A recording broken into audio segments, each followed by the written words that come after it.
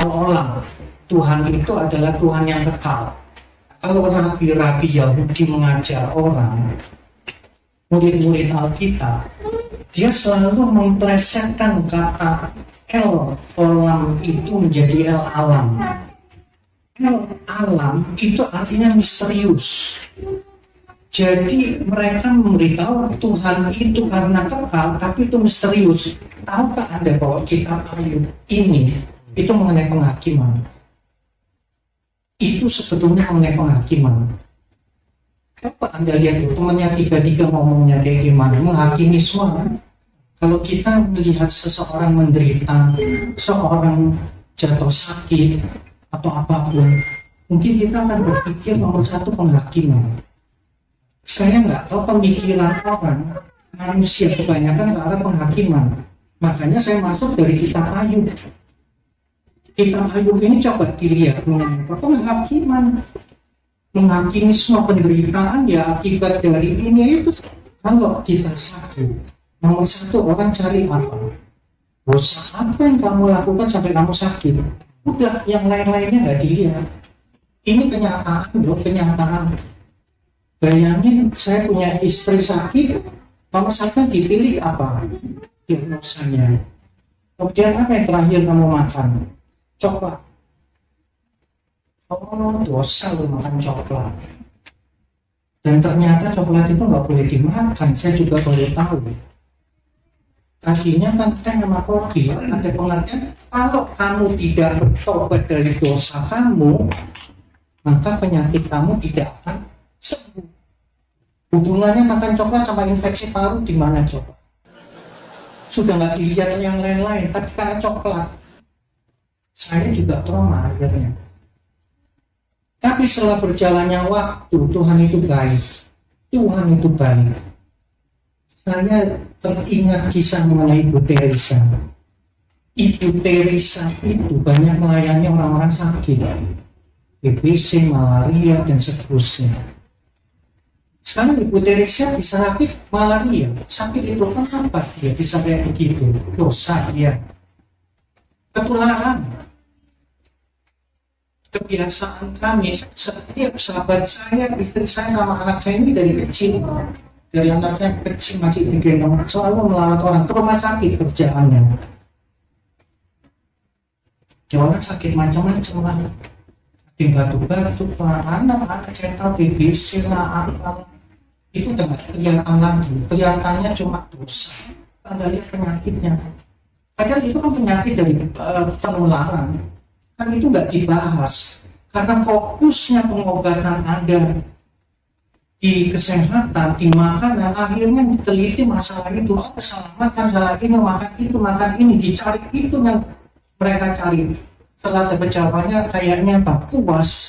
Yang puas bukan kitanya ya, yang puas yang itu hakimnya yang buat lega gitu kayaknya, ketemu dosanya. Udah gitu sembuh, enggak lagi nggak sembuh setelah itu. Ini tidak apa-apa karena saya sudah tahu setiap proses dalam hidup kita ini sebetulnya membawa kita untuk lebih mengerti Tuhan. Kita Ayub mengenai apa? Penghakiman. Saya nggak tahu orang lain boleh melihat sisi lain. Saya melihatnya itu kita mengenai penghakiman.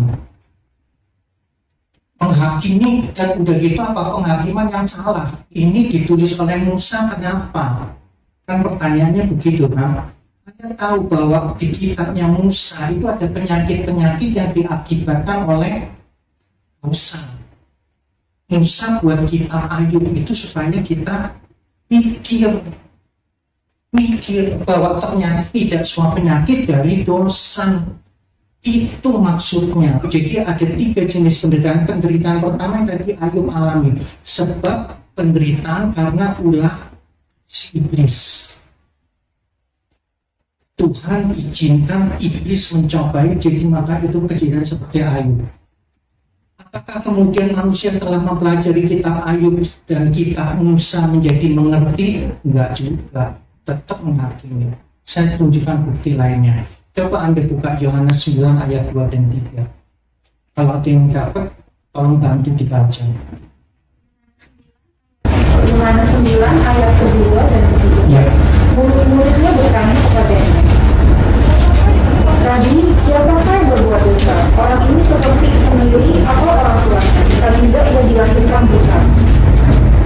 Yesus bukan dia dan bukan juga orang tuanya, tapi karena dan kehendak Allah harus dinyatakan di dalam hidup. Artinya apa? Bahwa seseorang menderita mengalami penyakit sebetulnya apa? Tuhan ada tujuan untuk menyatakan kemuliaan Tuhan. Bukankah tadi udah dibilang jelas kan? Itu Yesus loh yang ngomong. Sebab cenderung manusia itu kan langsung ketahuan, menghakimi kan? Siapa yang dosa? Nenek moyangnya bahwa kan gitu ya, kakek neneknya semua seterusnya. Tapi Tuhan kan bilang bukan. Nah itu jenis penderitaan yang kedua. Sebab Tuhan mau menyatakan kemuliaannya.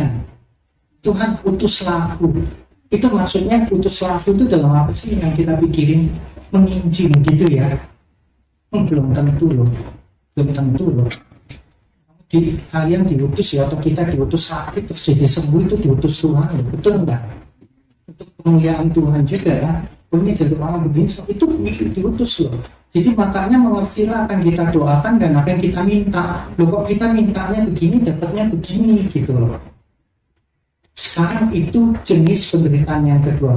Jenis penderitaan yang ketiga sekarang. Coba Anda lihat di Lukas 13 ayat yang ke-1 sampai 5. Kalau ada yang dapat, tolong bantu dibaca. Pada waktu itu datanglah kepada Yesus beberapa orang membawa kabar tentang orang-orang Galilea dan darahnya dicampurkan Pilatus dengan darah korban yang mereka. Ya, Yesus menjawab mereka, "Sesatkanmu orang-orang Galilea ini lebih sesat dosanya daripada dosa semua orang Galilea yang lain, karena mereka mengalami nasib itu. Tidak, kataku kepadamu, tapi jika kamu tidak bertobat, kamu semua akan binasa atas cara demikian. Apa sangkamu ke 18 orang yang mati ditimpa menara dengan semua lebih besar kesalahannya daripada kesalahan semua orang lain yang diam di Yerusalem?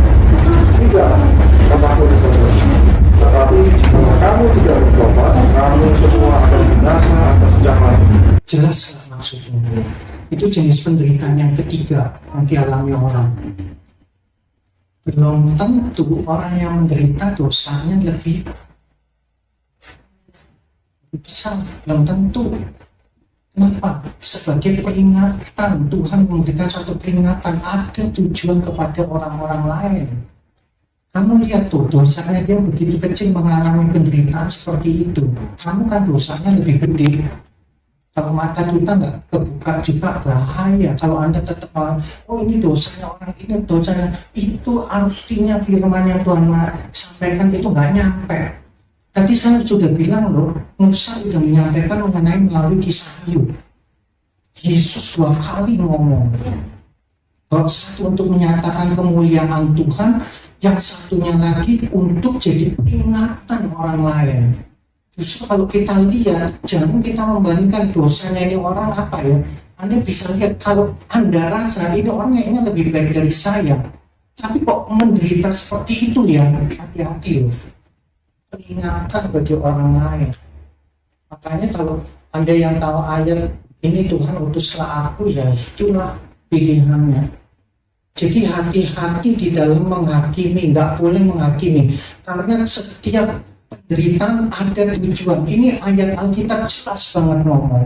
Kita menderita, orang jangan Anda pikir ngerti gitu seperti yang tadi saya terangin, oh ini pemulihan Tuhan, oh belum tentu. Jangan menghakimi. 3 kali Tuhan Yesus adalah jangan menghakimi, itu kan kata Tuhan Yesus.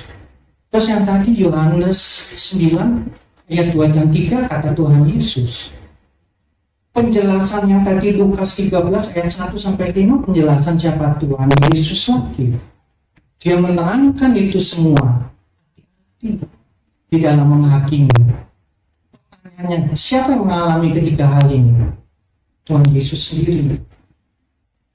Betul enggak? Tuhan Yesus itu menderita kan hidupnya, betul ya? Orang disambut di kayu salib itu menderita akibat dosa dia. Ingat cerita Ayub, belas iblis, betul kan? Belas iblis. Oh, Tuhan Yesus menderita ini karena ini papa mamanya nih nggak bener nih, nenek moyangnya bener kan? Itu jawaban dari Yohanes, karena di Yohanes 9 ayat 2 dan 3. Untuk kemuliaan Tuhan. Dia disiksa, dia mati, dia bisa bangkit. Itu kalau bukan untuk kemuliaan Tuhan, untuk apa? Bukan untuk iseng-iseng kan? Untuk kemuliaan Tuhan. Terus yang ketiga, Tuhan Yesus, dia disalib kenapa? Orang disalib itu yang dosanya besar kan? Oh, karena dosanya besar. Bisa kita gitu. Kalau kita bisa melihat Yesus tidak menghakimi, kenapa kita melihat orang lain menghakimi? Dia pun mati seperti orang berdosa, tapi kita ya bilang, emangnya makanya Tuhan Yesus kasih peringatan. Kalau Tuhan Yesus yang tidak pernah berbuat dosa, tidak ada dosa, hati-hati dengan kita loh.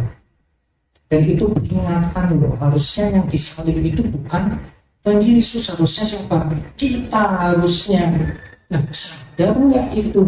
Jadi makanya kita harus berhati-hati di dalam menghakimi. Satu hal lagi, kalau gitu gimana cara menghindari supaya nggak dihakimi orang? Nah, kita bilang supaya kita itu tidak dihakimi oleh orang, kita harus hidup berserah. Berserah itu bukan nyerah lain ya. Orang menyerah itu tidak melakukan apa-apa loh. Coba Anda lihat Khotbah 11 ayatnya yang ke-6. Kalau ada yang dapat, tolong bantu dibaca Pak. Taburkanlah benihmu pagi-pagi hari, dan janganlah memberi istirahat kepada tanganmu pada petang hari, karena engkau tidak mengetahui apakah ini atau itu yang akan berhasil atau kedua-duanya sama baik. Artinya itu berserah kan? Mungkin Anda tahu ya, pernah dengar kata do your best, God do the rest kan? Jadi lakukan semua hal itu dengan berserah. Tidak boleh ada kesombongan, harus dengan berserah.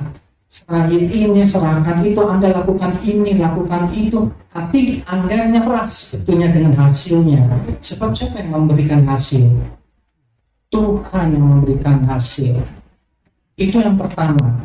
Jadi memang kita harus banyak melakukan banyak upaya, tapi tetap berserah. Jadi serah bukan nyerah nggak ngapa-ngapain. Serah itu justru Anda banyak melakukan usaha, justru.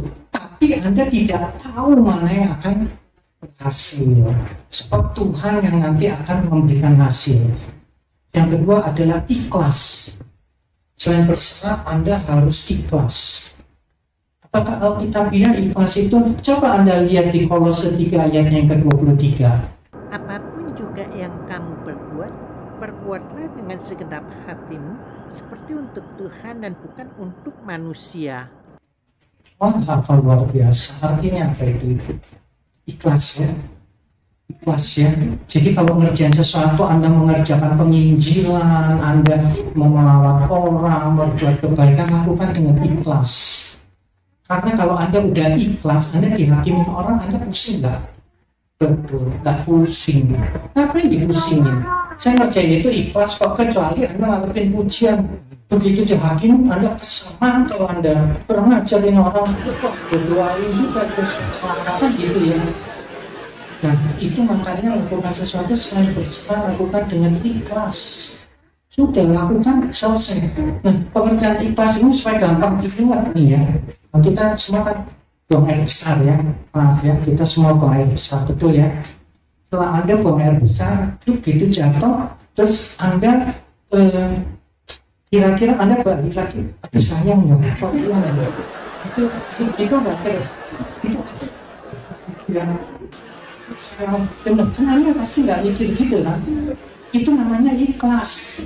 Anda udah berlari, udah itu udah pergi, itu namanya ikhlas. Itu pengertian ikhlas.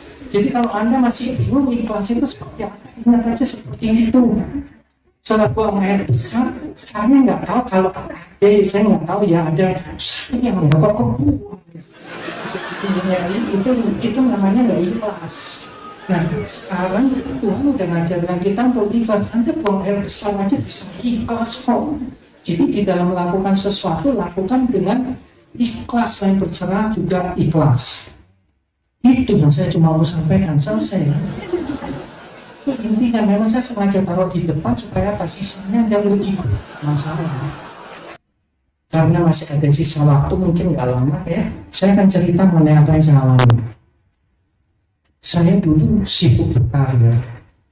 Itu saya ingat tahun 2014, saya harus memimpin meeting.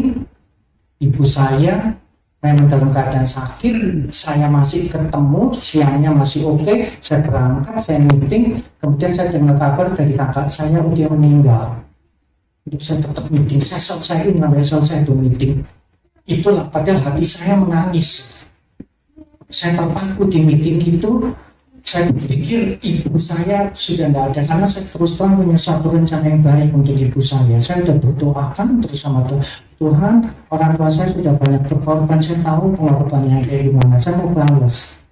Jadi begitu saya sudah mencapai posisi yang lumayan, saya pikir saya mau balas, nggak kesampaian. Tinggal nonton kayak biasa, saya pulang. Baru jungkir balik di belakang. Setelah 2 tahun kemudian, saya mengalami itu yang tadi saya bilang, istri saya agak susah saya menerima. Kenapa? Istri saya ini yang terus terang membawa saya untuk mengenal Tuhan, gimana mengikuti firman Tuhan, bagaimana peduli sama orang lain. Jadi saya akhirnya nggak bisa kerja loh. Cuma gara-gara waktunya habis nangis doang. Saya lepasin, akhirnya saya udah pikir gak ada gunanya saya pegang semua. Cuma gak tahu gimana, ada orang nelpon saya, paksain saya untuk kerja. Saya terima kerjaan itu. Kerja lagi. Saya kerja, datang malah petang gaya itu tahun 2021. Memang saya gak enak, itu rasa kayak ini loh. Salah bantal. Ke dokter akhirnya kasih obat penhilang sakit, obatnya habis, sakitnya timbul lagi. Saya berobat ke beberapa dokter. Kemudian satu dokter ini ahli ya, spesialis, kemudian dia waktu periksa saya, dia tanya di interview saya, makannya apa? Analisa, apa yang dia bilang ke saya? Kamu kelek. Periksa kadar vitamin D di vitaminnya darah. Hasilnya saya itu sampai nggak mau dicantumin angkanya berapa. Dia cuma bilang gini, kamu kayaknya dapat ke spesialis ini deh tulang katanya. Bila saya ke spesialis tulang, tapi begitu dia melihat saya, kata dia ini kok bukan sakit di mana-mana, ini mas stroke katanya. Ini bapak ini stroke. Akhirnya ya anak saya kan dorong saya pakai kursi roda, suruh pindah dokter ke spesialis saraf. Dokter saraf periksa saya, didiagnosa, periksa, ini bukan stroke kata dia. Ini bukan stroke. Jadi kenapa dokter? Nggak tahu, tapi kamu nggak boleh bilang. Harus diinfus. Saya harus MRI. MRI itu saya tidak bisa ke MRI. Kenapa? Itu kayak mangkok, kepala saya dimasukin sakit, nggak bisa. Jalannya apa? Bius. Nih tulang belakang bermasalah. C3, C4, C5. Vitamin D hanya untuk pengetahuan ya, itu larut dalam lemak. Yang larut dalam air itu vitamin dan B dan C. Makanan nggak boleh ini, nggak boleh kacang, nggak ngerti nanti. Bukannya orang sehat, orang bisa celaka loh. Jadi artinya memang harus di backup dengan pengetahuan yang cukup. Manusia pertama makannya apa? Tumbuh-tumbuhan yang berbiji, betul ya. Setelah jatuh dalam dosa, Tuhan bilang apa? Makanlah Tumbuhan di padang, tumbuhan. tadi itu makanan hewan kan. Jadinya artinya apa? Ada pengurangan fungsi tubuhnya. Kalau Anda mau ekstrim, kita balik seperti manusia yang pertama. Anda coba mata Anda udah nggak kayak dulu, udah lain, badan kita tuh udah lain, udah ada perubahan. Nyamuk aja nggak disedara jadi sedara, karena kenapa? Ada kebutuhan yang dia tidak bisa dapatkan, di mana akhirnya dia harus sisa dari darah. Obat itu saya udah minum sampai puluhan loh sehari. Itu infus loh. Terus semua dimasukin ke badan. Jadi saya ini farmasi loh. Kenapa yang nggak ada? Nggak tinggal pesen. Karena mau dikira aku orang ini cerita lagi. Itu apa sampah? Saya lumpuh. Total lumpuhnya. Cuma tangan gini. Semuanya lumpuh. Akhirnya saya coba di rumah. Yang temenin kakak saya yang laki, karena saya harus digendong. Diangkutnya sama saya. Saya hampir 2 bulan saya pakai ini penyangga, nggak boleh bergerak. Akhirnya pakai perawat. Yang jagain saya akhirnya kakak saya berdua itu. Saya punya 2 kakak, laki sama perempuan. Datang ke rumah saya jagain saya selama hari malam. Saya beberapa kali dibawa ke UGD kan. Ya sudah, katanya panggilin pastor. Jadi perminyakan salah patok saya mau nggak peduli. Ini dia cerita setelah saya sembuh, karena dia tahu kan kalau itu pasti nggak mau. Pastor yang mau dipanggil ada tugas. Kemudian kakak saya pergi ke rumah ini anak yatim piatu di Vincentius Katolik Puno. Mereka berdoa semua untuk saya. Ini setelah saya sembuh dikasih tahu. Apa yang saya coba bisa lakukan? Berjemur, terus saya ikut terapinya bukan nggak ada ya terapi ini ya terapi stroke. Saya masuk ke kumpulan orang stroke. Saya dilatih untuk bisa latih lagi tuh untuk supaya bangun gimana tekniknya. Tapi di situ Tuhan bicara sama saya. Itu luar biasa sampai sekarang saya ingat caranya gimana. Ada bapak ya. Sewaktu saya keluar dari mobil itu kan digotong tuh 2 atau 3 orang gotong saya biasanya gitu taruh di Surabaya. Jadi sewaktu saya mau dikeluarin dari mobil, tahu tuh ini biar saya keluarin digendong sama dia. Saya digendong sendiri, ditaruh di kursi itu, dia dorong. Kemudian saya kan nggak tahan dingin, itu wah saya nggak mau hasil itu di luar. Bapak itu nanya, kenapa? Ini saya kayaknya kamu sama bantal tuh jadi gini habis obat. Terus dia cuma ngomong gini, Bapak nggak usah ke dokter lah, ngomong gitu lah orang udah appointment. Bapak tahu nggak saya kena tragedi katanya, kecelakaan kereta api 6 orang tewas, saya ketimpa balok beton Pak di punggung saya patah katanya. Punggung patah itu artinya apa? Lumpuh. Terus gimana Pak? Bapak lumpuh, iya. Kayak Bapak gini, kalau saya kan bisa gini, pantasan bersyukur terus. Saya dianterin, waktu pulang digendong lagi. Kakak saya mau kasih video, Allah tidak, nggak mau, baik banget. Tahu bicara sama saya. Itu loh kamu dia, itu lebih parah, dia patah loh. Kita masih bisa ternyata masih bisa gitu. Kamu berarti harusnya bisa gitu. Tapi perawat sama lagi aneh bener. Itu perawat bapaknya jatuh dari pohon. Belakangnya lumpuh. Bisa jalan. Oh ya sekarang kita latihan. Ini yang ngobrol sama saya, ngobrol. Akhirnya ya kita diskusi banyak hal, agama, hal apa. Jadi intinya itu tertulis di buku Fatwa di ayatnya yang ke-16. 7 ayat 16, janganlah terlalu saleh, janganlah perilaku terlalu bersih. Mengapa engkau akan membinasakan diri sendiri? Oke, ini akan mengungkapkan maksudnya apa itu. Kesalehanmu bisa membuat kamu binasa. Kamu rasa benar, kamu lakukan dengan semua yang kamu pikir, hati-hati. Sebab semua sebetulnya dari anugerah Tuhan. Ada orang hidupnya dia lihat makan sampah, makanan sehat, ada yang jaga makan, ada itu udah mati dibilang dosa lagi ada. Tetap jadi makanya ini ayat itu dan Anda boleh renungkan baik-baik maksudnya apa. Itu yang saya bisa sampaikan. Terima kasih. Saya harapkan ini semua bisa bermanfaat. kiranya berkat Tuhan boleh beserta kita semuanya. Amin.